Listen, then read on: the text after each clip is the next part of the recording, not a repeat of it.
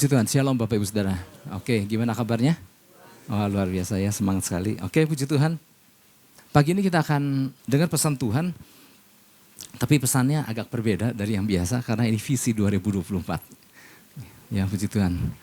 Pesannya adalah bangkitkan yang lumpuh. Wow, raise the paralyzed, bangkitkan yang lumpuh. Nah Bapak Ibu Saudara, saya mau ajak kita buka Kisah Para Rasul 14 ayat 8 sampai 10. Kisah Rasul 14 ayat 8 sampai 10. Ya. Jadi bagi yang baru datang, ini yang kita dengar adalah pesan visi 2000, pesan Tuhan visi 2024. Saya mau ajak kita baca sama-sama 3 ayat ini supaya kita paham, ya. Kita sering dengar ayat ini. Mari kita sama-sama memperkatakannya. 1 2 3. Di Listra ada seorang yang duduk saja karena lemah kakinya dan lumpuh sejak ia dilahirkan dan belum pernah dapat berjalan. Ayat 9, ia duduk mendengarkan ketika Paulus berbicara. Dan Paulus menatap dia dan melihat bahwa ia beriman dan dapat disembuhkan. Ayat 10, lalu kata Paulus dengan suara nyaring, berdirilah tegak di atas kakimu. Dan orang itu melonjak berdiri lalu berjalan kian kemari. Wow, luar biasa ya, puji Tuhan. Nah inilah menjadi dasar daripada pesan Tuhan visi 2024 buat kita. Ya, hampir berakhir visi yang 2023, tapi bukan artinya 2023 selesai.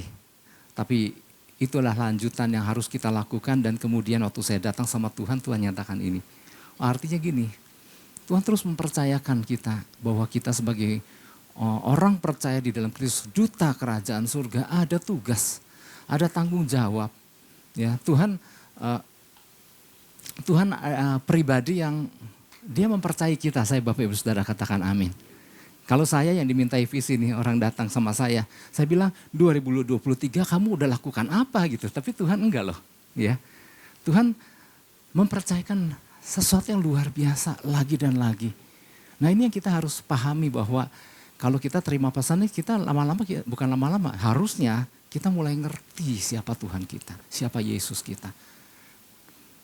Dia menciptakan kita, dia memilih kita untuk sebuah tugas yang luar biasa. Makanya dia nggak pernah bosan dan nggak pernah mencela ya. Mungkin kalau nanya sama orang saya mungkin bisa mencela, tetapi nanya Tuhan selalu mempercayakan. Ini yang membuat kita seharusnya malu. Oh iya Tuhan, kok Tuhan sampai percaya banget sih sama kita semua gitu di sini.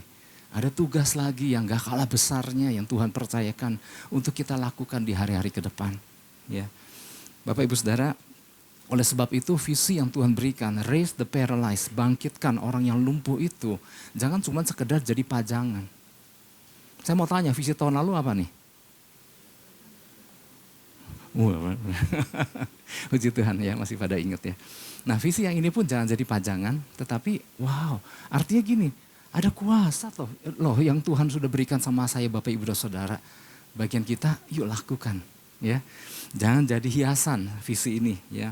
Tapi benar-benar kita hidupi. Ya, saya tadi sempat sampaikan, bukankah kita ini memang kita lahir sebagai warga negara daripada negara ini.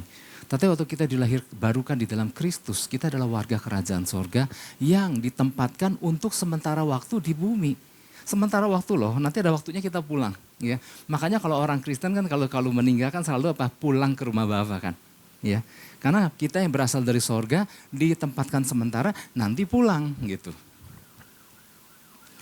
Nah sementara kita di bumi ini, nah Tuhan mempercayakan kita sebagai dutanya dengan tugas-tugas yang luar biasa. Ya. Oke, tahun lalu dengan kasih Kristus kita mencelikan mata orang-orang yang buta. Ya, bukan hanya sekedar buta secara literal, tapi buta pengetahuan, buta kebenaran, buta keselamatan dan lain-lain. Nah kali ini Tuhan mempercayakan kita, ayo udah banyak orang-orang yang lumpuh. Nanti kita akan belajar lumpuh apakah cuma sekedar dalam pengertian tadi secara medis lumpuh, atau ada lumpuh-lumpuh yang lain yang harus kita bangkitkan. Ya. Nah nanti di bagian dalam kita akan belajar. Ya. Apa sih yang dimaksud lumpuh, dan lumpuhnya itu dalam pengertian apa aja. Ya.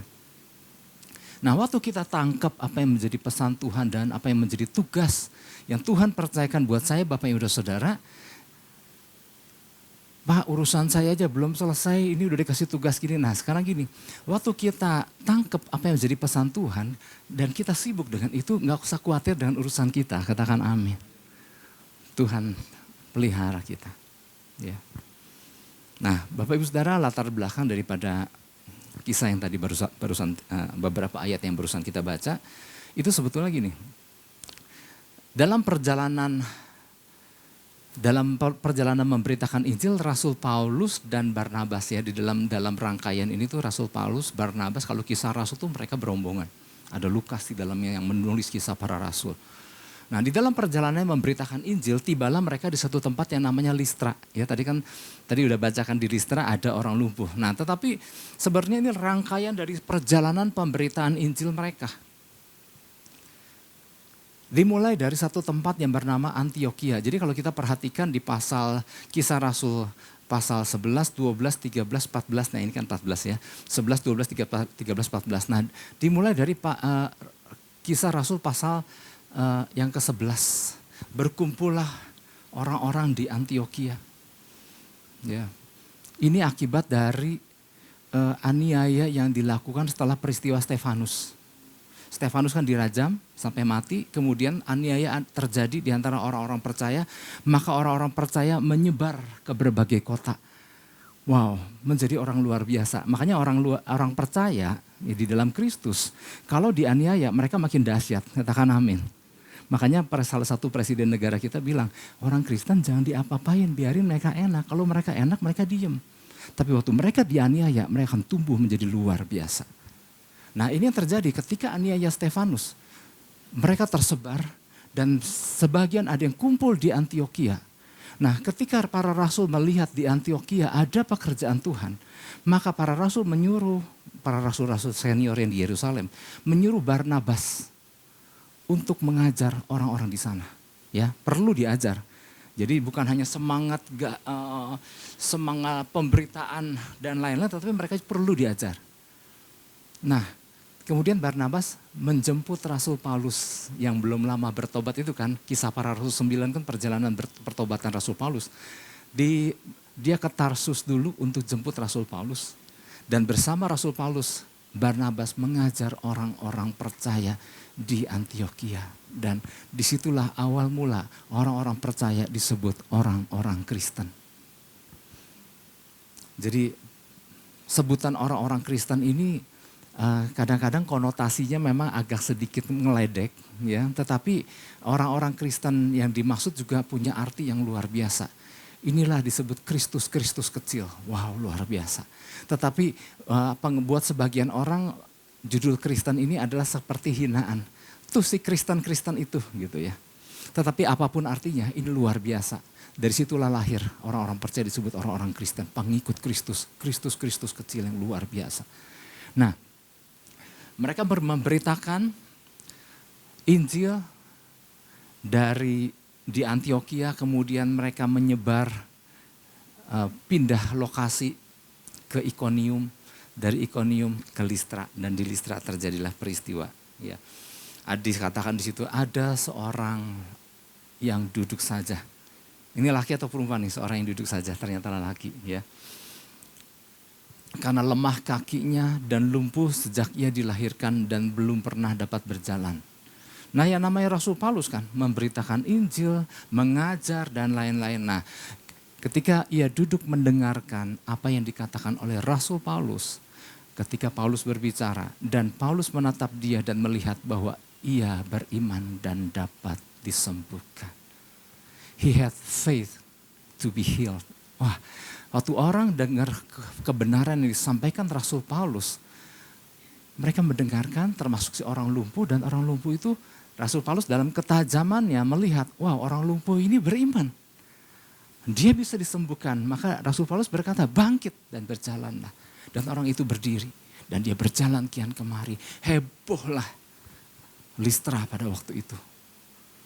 Karena gini, orang tahu sekali ini orang lumpuh sejak di dalam kandungan. Artinya sejak ia dilahirkan udah lumpuh. Dan orang terheran-heran melihat apa yang dilakukan oleh Rasul Paulus dan Barnabas. Nah, luar biasanya mujizat yang terjadi bukannya orang ternyata gini, mujizat yang terjadi nggak otomatis membuat orang langsung, yes aku percaya Yesus. Ternyata pada waktu itu di Listra nggak terjadi seperti itu. Yang terjadi adalah gini, wow ini adalah dewa-dewa. Dan orang-orang menyanjung Paulus dan Barnabas dan mereka menyangka inilah titisan dewa-dewa. Yang satu titisan dewa Zeus, yang satu titisan dewa yang lain. Sehingga mereka begitu disanjung, tapi Rasul Paulus dan Barnabas tahu sekali. Enggak begitu, enggak boleh mereka lakukan itu. Dan dia berkata kami hanyalah orang-orang biasa. Kalian harus berbalik dari jalan-jalan kalian yang salah. Kalian harus mengenal yang namanya Yesus.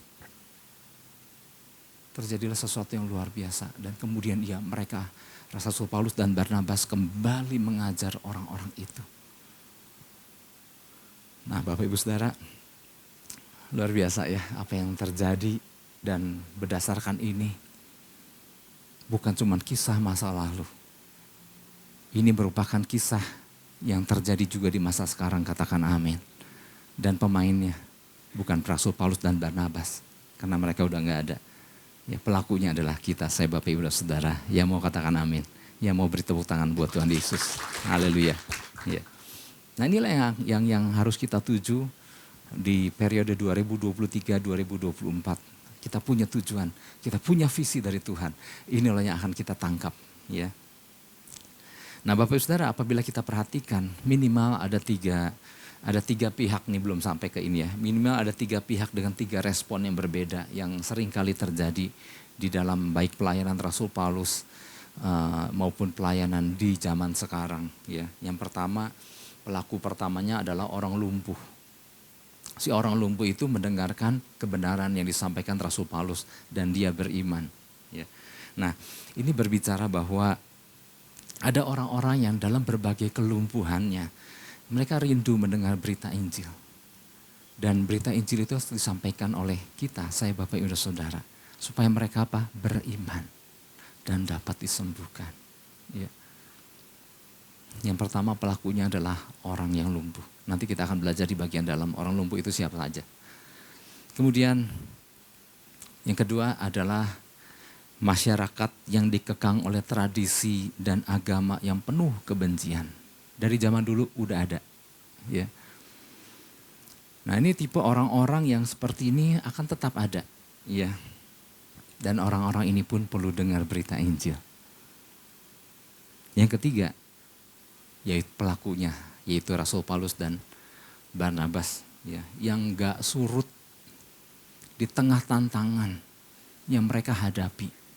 Ya, kalau nanti Bapak Ibu Saudara baca dari Kisah Rasul 11, 12, 13, 14, waduh, yang namanya orang yang berusaha menyetop perjalanan pemberitaan mereka, orang yang mencoba mengatupkan mulut mereka, yang melempari mereka dengan batu dan lain, tapi mereka gak pernah surut. Kenapa? Karena mereka punya visi kerajaan surga. Ya. Oke, inilah menjadi pesan Tuhan buat kita, buat saya Bapak Ibu dan Saudara, bahwa apabila menyangkut visi Tuhan bagi gerejanya, Tuhan konsisten. Tuhan apa? Tuhan konsisten. Ya. Kalau tahun lalu tentang mencelikan mata orang yang buta melalui kasih Kristus, mungkin kita berpikir dalam hati, aduh sepertinya belum terlalu banyak yang dilakukan. Tapi Tuhan konsisten loh. Untuk berikutnya Tuhan kasih tanggung jawab yang gak kalah besarnya. Bangkitkan sekarang orang-orang lumpuh. Ya. Tuhan konsisten dengan rencananya. Maka kalau kita nangkep sebagai warga kerajaan sorga, kita harus nangkep bahwa kerajaan sorga, Tuhan ya Bapa kita di sorga ini punya rencana yang dahsyat untuk bumi, untuk orang-orangnya. Betapa mereka adalah orang yang perlu diselamatkan. Dan Tuhan mau pakai siapa? Tuhan bisa lakukan sendiri. Tetapi Tuhan memilih untuk mempercayakan kepada murid-muridnya, kepada orang-orang percaya. Untuk apa? Menjadi kepanjangan tangan Tuhan. Ya. Jadi Tuhan selalu konsisten dengan rencananya. Nah kalau kita memang perhatikan visi demi visi ya. Selalu tentang apa yang Tuhan ingin lakukan agar banyak jiwa-jiwa dibebaskan dan diselamatkan. Selalu itu. Ya kalau kita perhatikan visi demi visi ya. Bukan tahun lalu aja, tahun sebelumnya. Ya menjadi kendaraan kerajaan sorga. dan lain-lain. Itu semua Tuhan selalu tentang bagaimana menggunakan kita sebagai alat yang luar biasa demi untuk kepentingan kerajaan sorga. Nah, yang penting, yang diperlukan adalah yuk tangkap itu. Ya, karena gini, waktu kita membawa misi kerajaan sorga, waktu kita melakukannya, sorga campur tangan loh dalam kehidupan kita. Yang percaya katakan amin. Nah, kali ini Tuhan mau kita agar orang-orang yang percaya membangkitkan. Ya, karena banyak orang-orang yang lumpuh yang harus bangkit dan berjalan. Dimulai dari berita Injil yang pertama-tama harus diberitakan. Sehingga orang dengar berita Injil seperti yang Rasul Paulus lihat pada orang lumpuh, ia beriman dan dapat disembuhkan. Ya. Ternyata Bapak Ibu Saudara, kita tahu bahwa orang yang lumpuh ini sulit melakukan apa-apa. Ya. Ada begitu banyak keterbatasan yang dialami oleh orang-orang yang lumpuh. Nah, nanti kita akan belajar ya kategori-kategori orang lumpuh apa aja. Ya. Jadi lumpuh itu bukan soal kaki yang nggak bisa digerakkan, betul. Kaki yang nggak bisa digerakkan, yang lemah, sulit berjalan, itu masuk kategori lumpuh. Tetapi apa aja yang termasuk lumpuh nanti kita bahas. Oke, sekarang kita masuk ini.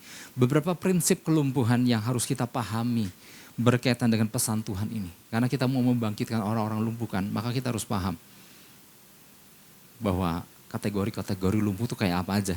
Dan ini yang orang-orang ini yang harus kita layani. Ya, beberapa di antaranya adalah gini.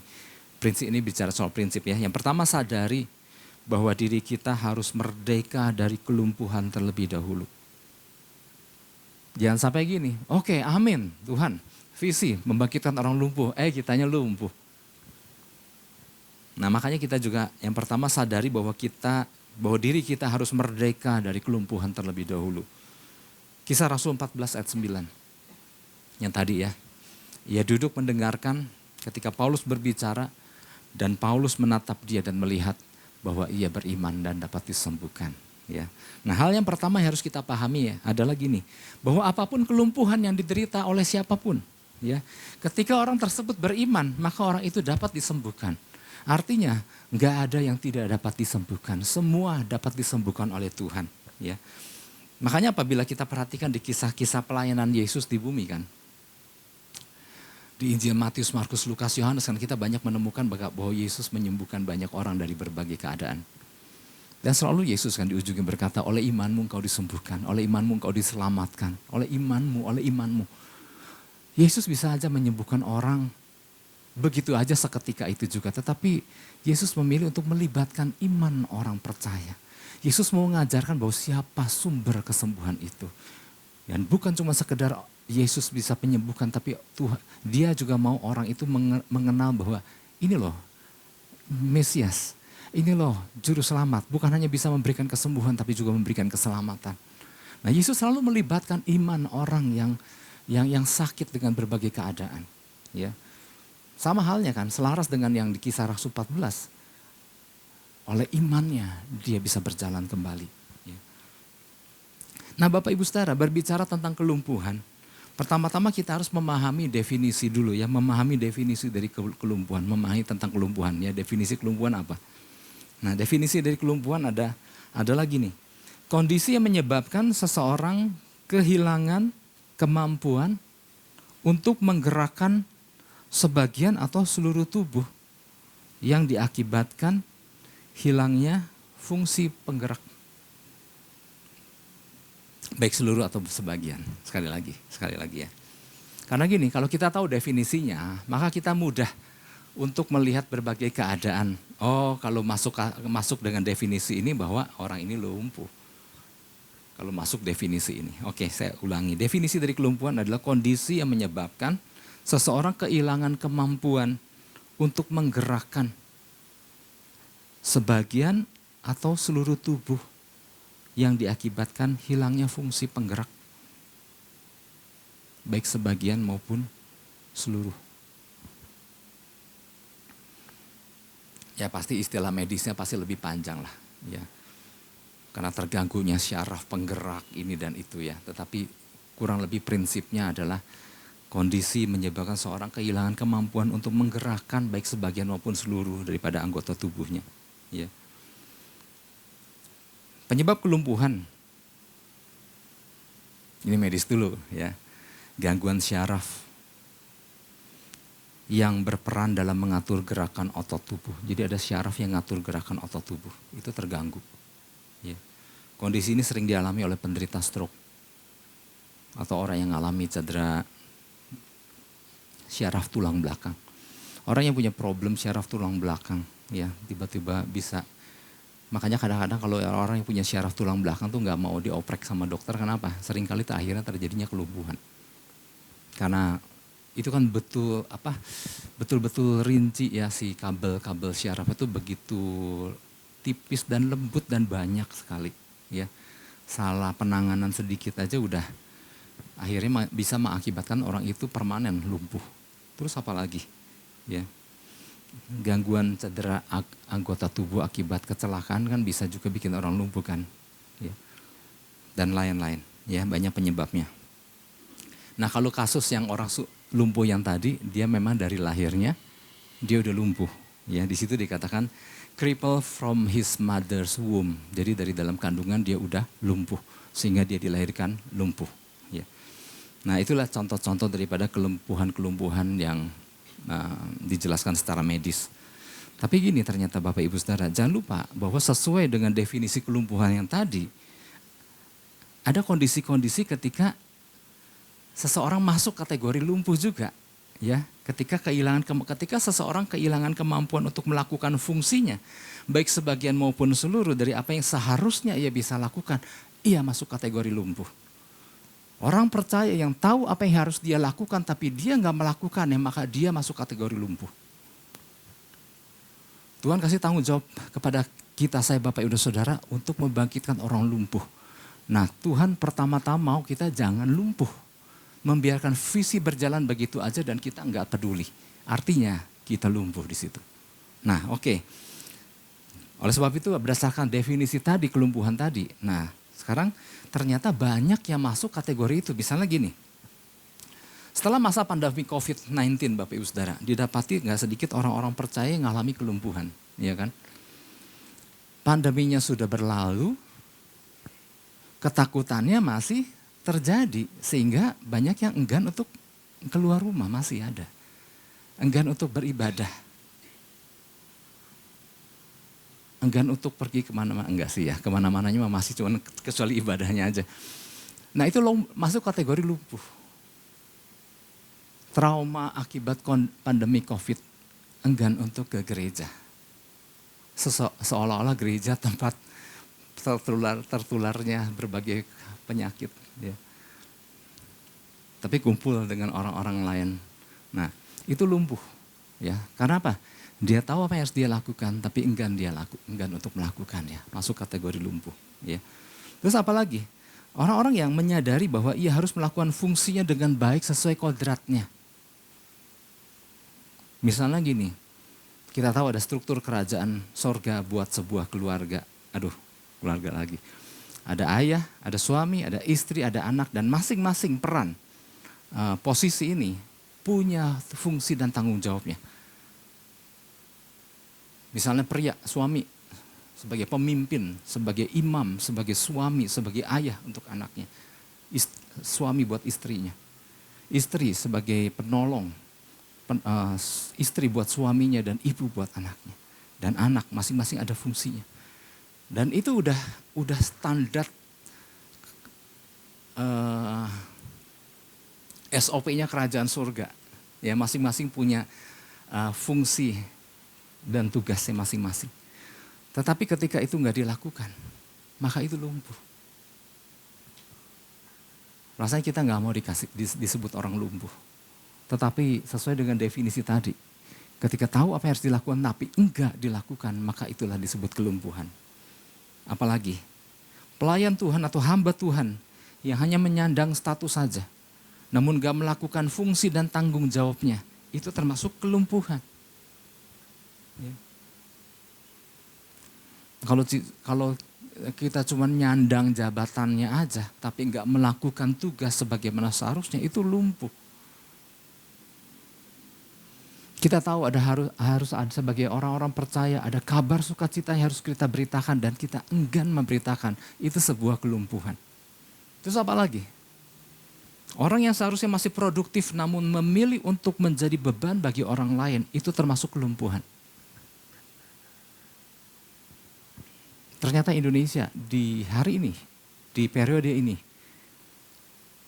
70%, ya 66% adalah orang-orang dari 270 juta penduduknya, sekitar hampir 70% isinya adalah orang-orang usia produktif. Wow. Artinya seharusnya, makanya kan bagaimana Presiden Jokowi kan terus bagaimana harus kita orang-orang di usia produktif ini harus lakukan sesuatu untuk negeri ini sampai dengan tujuan Indonesia Emas 2045 di situ.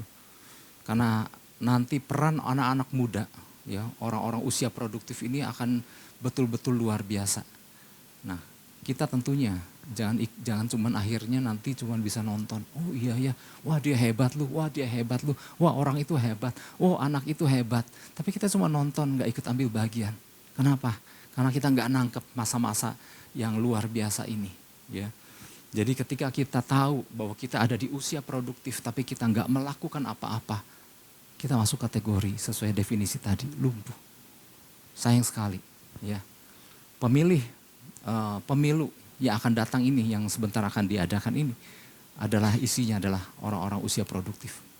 Kalau kita nggak tahu persis siapa yang harus kita pilih, jangan sampai akhirnya menjadi salah pilih. Ya. Oke.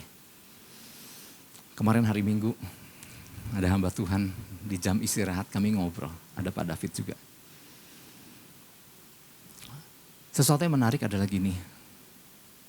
Anaknya tuh 15 Bapak Ibu. Saya pikir 11, ternyata nambah lagi 15. Dibandingkan kita yang ada di ruang ini paling anak 1, paling anak 2, 3 gitu ya. Tapi kalau dia 15, saya bilang Pak, 2 aja juga lumayan ngurusnya, saya bilang. Ya ini 15 sih dia bilang. Dan dia menanamkan kepada anak-anaknya. Nah, kalian bukan hanya sekedar asal hidup, karena harus jadi sesuatu. Oleh sebab itu dia bilang saya akan sekolahkan anak-anak itu. Sampai di tingkat rata-rata kebanyakan orang. Mereka harus capai itu. Kenapa? Saya nggak mau hidup anak-anak itu akhirnya menjadi beban orang lain, dia bilang. Saya tanamkan katanya sama anak-anak saya, kalian harus jadi sesuatu yang memberkati, bukan yang kalian akhirnya menjadi tanggungan orang. Makanya itu kalian harus jadi sesuatu. Dan mulai satu persatu kan anak-anaknya terus disekolahkan sampai jenjang yang tinggi. 15 loh Bapak Ibu Saudara, nggak main-main. Dengan kehidupan mereka yang sederhana, mereka bisa sedang melakukan itu. Karena mereka nggak mau, ini anak harus jadi sesuatu. Oleh sebab itu ini juga harus memacu setiap kita ya, para orang tua dan anak-anak muda yang ada di ruangan ini. Hidup kita harus jadi berkat, katakan amin. Jangan jadi beban, harus jadi sesuatu di situ. Ya. Harus menjadi orang-orang yang membangkitkan orang yang lumpuh. Jangan orang-orang datang sama kita membangkitkan kita dari kelumpuhan. Aduh malu banget. Ya. Harus jadi sesuatu yang luar biasa. Ya. Nah apabila kita sebagai orang percaya masih berada di dalam kategori-kategori yang tadi, satu atau lebih daripada kategori tersebut. Maka pertama-tama kitalah yang harus bangkit terlebih dahulu dari kelumpuhan. Ya, nggak mungkin kan orang lumpuh tuntun orang lumpuh, nggak mungkin kan orang lumpuh membangkitkan orang lumpuh, tetapi kita harus pulih dulu. Kalau misalnya ada di dalam kategori-kategori tersebut, kita harus bangkit dari kelumpuhan. Kenapa? Ada tanggung jawab besar. Ya, ada orang-orang yang harus dibangkitkan dari kelumpuhan dengan berbagai tadi kategori tadi. Ya, seperti yang tadi terjadi di Listra, orang lumpuh itu dapat kesempatan untuk dengar berita Injil. Dan dia ngerti, dan dia beriman, dan dia dapat disembuhkan. Ya. Oke, itu yang pertama. Jadi yang pertama adalah sadari bahwa diri kita harus merdeka dari kelumpuhan terlebih dahulu. Nah yang kedua, sadari bahwa ada orang-orang yang hendak melumpuhkan kita sebagai orang percaya. Oh ya, itu akan selalu ada. Bagian kita adalah tetap berjalan maju, jangan lumpuh. Karena gini, di tengah ancaman banyak orang memilih untuk jadi lumpuh. Sadari bahwa ada orang-orang yang hendak melumpuhkan kita sebagai orang percaya. Bagian kita adalah tetap berjalan maju. Jangan menjadi orang yang mudah dilumpuhkan. Ya. Oleh sebab itu gini, pentingnya memiliki tujuan kerajaan sorga. Maka kita bersyukur ya, Tuhan selalu kasih visinya buat kita. Untuk apa? Ini loh sasaran yang harus kita capai. Inilah target yang harus kita capai. Nah, tidak ada visi, firman Tuhan katakan liarlah rakyat. Habislah orang-orang percaya. Tapi waktu orang percaya berjalan dengan visi, maka matanya tertuju, ini loh yang harus aku raih. Ini yang harus aku gapai. Ini harus aku capai. Wow, artinya kita nggak berjalan tanpa tujuan, nggak tahu mesti ngapain nih. Tapi kita punya target, punya arahan dari Tuhan. Visi kerajaan sorga. Nah, kita buka Kisah Rasul 14. Ayat 5-6. Kisah Rasul 14 ayat 5-6. Oke, ayat 5. Maka mulailah orang-orang yang tidak mengenal Allah dan orang-orang Yahudi bersama-sama dengan pemimpin-pemimpin mereka menimbulkan suatu gerakan untuk menyiksa dan melempari kedua rasul itu dengan batu. Setelah rasul-rasul itu mengetahuinya, menyingkirlah mereka ke kota-kota di Likaonia, yaitu Listra dan Derbe dan daerah sekitarnya. Ini baru ayat 5. Tadi kan pesannya di ayat 8, 9, 10. Jadi sebelum mereka ada di Listra, sebelum terjadinya kesembuhan dari si orang lumpuh, mereka ada di Ikonium. Waktu mereka di Ikonium, baru mereka mulai memberitakan Injil. Hasil daripada pemberitaan Injil, gak selalu kan gitu kan. Gak selalu semua orang percaya menerima Yesus. Ada orang yang tidak menerima dan menolak dan tidak menerima, ya menolak tidak menerima sama. Ada orang yang menolaknya dan bukan cuma menolak. Habis menolak, mereka memanaskan hati orang-orang lain dan kemudian menjelekkan rasul-rasul itu, sehingga baru memberitakan Injil di Ikonium, kota Ikonium terpecah menjadi 2 bagian. Di ayat 4, ya di ayat 4. Jadi gini sebetulnya, kalau nggak mau terima mah nggak mau terima aja gitu. Tapi mereka nggak cuma sekedar nggak mau terima, mereka kemudian memanaskan hati orang, menghasut dan lain-lain. Tetapi orang banyak di kota itu terbelah menjadi 2. Ya soal terbelah menjadi 2 tuh bukan zaman sekarang aja. Ya ada oknum-oknum yang mencoba memecah belah bangsa. Tetapi dari zaman dulu udah ada terjadi. Ya. Orang banyak di kota itu terbelah menjadi 2. Ada yang memihak kepada orang Yahudi, orang-orang Yahudi menentang Rasul Paulus tadi, dan kemudian ada pula orang-orang yang memihak kepada kedua rasul itu. Nah, orang-orang yang menolak, dia menghasutkan, memanaskan hati orang-orang yang memang nggak mengenal Allah. Dan apa yang mereka lakukan? Mereka berkumpul dan mereka melempari Rasul Paulus dengan batu. Akibat pelemparan batu, maka Rasul Paulus dan Barnabas pindah ke Listra. Jadi waktu dilempar batu, batunya kena nggak? Kena, ya. Pernah dilempar batu Bapak Ibu? Enggak. Kalau ada yang lempar batu, kira-kira masih mau lanjutkan perjalanan? Ya. Kita belajar sesuatu buat sama Rasul Paulus dan Barnabas dan rekan-rekan yang lain. Mereka ditimpukin batu. Dan mereka memilih untuk ke Listra. Di Listra ngapain? Di Listra kemudian kapoklah mereka dan mereka beristirahat sambil bersembunyi. Oh enggak, memberitakan Injil lagi. Nah ketika mereka memberitakan Injil, ada orang lumpuh yang mendengarkan dan beriman dan dapat disembuhkan. Wow, luar biasa. Nah waktu terjadi kehebohan kan gara-gara orang lumpuh ini berjalan kian kemari. Dan orang-orang sempat nyangka Rasul Paulus dan Barnabas adalah dewa. Sampai-sampai kuil dewa Zeus itu semua bawa imam-imamnya buat nyembah Rasul Paulus dan Barnabas. Tapi kemudian Rasul Paulus dan Barnabas bilang, enggak, aku orang biasa, kami orang biasa. Dari situlah dia memberitakan Injil. Nah orang-orang yang di Ikonium, yang udah menolak dan menghasut, dia sengaja sampai pentingnya ke Listra. Padahal dari Ikonium ke Listra itu jaraknya kurang lebih 160 km. Sempat-sempatnya ke Listra. Karena dia mendengar di Listra terjadi sebuah kegerakan yang luar biasa. Mereka ke Listra dan menghasut orang-orang di sana. Dan orang-orang yang di sana yang kena hasut, mereka kembali melempari batu kepada Rasul Paulus. Kalau yang pertama dilempari batu kan, kali ini dirajam sampai mati. Mati nggak? Alkitab tulis hampir mati. Dan kemudian orang-orang percaya yang ada di sana mencoba membangunkan Rasul Paulus. Mereka lihat, ya mati deh. Dan mereka bawa ke pintu kota dan ternyata Rasul Paulus, bangun. Nah, kalau dilempar batu mau mati dan hampir mati seperti gini, Rasul Paulus biasa, kalau kita ngelihat kondisi seperti Rasul Paulus biasanya gimana nih? Akhirnya Rasul Paulus pulanglah ke kampung halamannya dan sampai tua dia di sana. Enggak, udah hampir mati, bangun, dia bilang kita lanjut lagi. Wow, luar biasa Bapak Ibu Saudara. Memberitakan Injil lagi. Dan setelah memberitakan Injil dari Ikonium, Listra, Derbe, dia balik lagi ke Antioquia dan ke Ikonium, tempat di mana orang-orang yang benci itu ngumpul di situ. Dia beritakan Injil lagi di situ. Enggak ada orang yang bisa melumpuhkan mereka. Artinya gini, mungkin tantangan gak sedikit kita akan alami. Karena model-model orang yang dengan kedok beragama itu akan selalu ada. Yang kerjanya menghasut orang itu akan selalu ada. Ini buktinya dari zaman dulu juga ada. Tapi yang penting bukannya mereka. Semangat Rasul Paulus dan Barnabas itu loh. Tetap semangat sekalipun tantangan ada. Kita ingat orang-orang yang membangun tembok Yerusalem, Nehemia di bawah kepemimpinan Nehemia. Kan bukannya tanpa tantangan kan.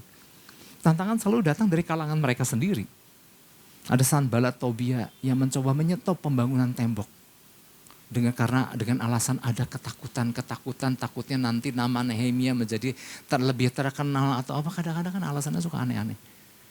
Tapi yang di tengah hasutan-hasutan Sanballat Tobia, Nehemia dan orang-orang Yahudi yang lagi mengerjakan tembok terus. Pertama pakai mulut menghasut, kedua kan pakai kekerasan. Tapi mereka terus jalan sampai tembok itu berdiri dalam tempo 52 hari. Artinya gini Bapak Ibu Saudara, orang lumpuh, orang yang cepat menjadi lumpuh, nggak akan bisa menyelesaikan tugas. Tapi mari kita belajar sesuatu dari pesan ini, dari peristiwa perjalanan pelayanan Rasul Paulus dan Barnabas ini kita tangkap. Jangan menjadi orang yang mudah lumpuh, mudah dilumpuhkan oleh apapun. Kenapa Rasul Paulus sama Barnabas bisa demikian? Karena ada visi kerajaan sorga pada mereka.